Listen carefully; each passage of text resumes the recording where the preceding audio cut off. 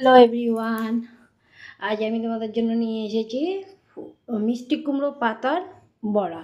এটার মধ্যে কোনো পুর থাকবে না। আছে এখানে বেসন, সুজি, লবণ, হলুদ, লঙ্কার গুঁড়ো, এটাকে মিশিয়ে নিলাম। মিশিয়ে অল্প একটা ব্যাটার বানিয়ে নিলাম। এটার মধ্যে এখন আমি পাতাগুলো আগের থেকে ধুয়ে নুন মেখে রেখে দিয়েছিলাম আর ভাজ করে রেখেছিলাম। এভাবে এসে সবগুলো পাতা আমি এভাবে ডুবিয়ে নেবো ব্যাটারটাতে। তারপরে এটা আমি ভাজবো। দেখো, আমি সবগুলো এসে ইসে করে নিয়েছি, পাতা ডুবিয়ে এটাতে রেখেছি, ব্যাটারে লাগিয়ে নিয়েছি। এখন কড়াই একটা বসিয়ে দিয়েছি, কড়াইতে দিয়ে দিলাম সর্ষের তেল। এগুলো একটা একটা করে দিয়ে উল্টে পাল্টে আমি ভেজে নেব।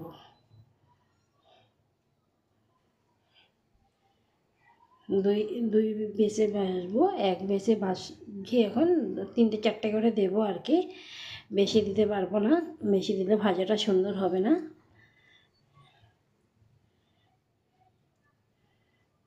আমি টোটাল 5টা দিয়েছিলাম বড়া।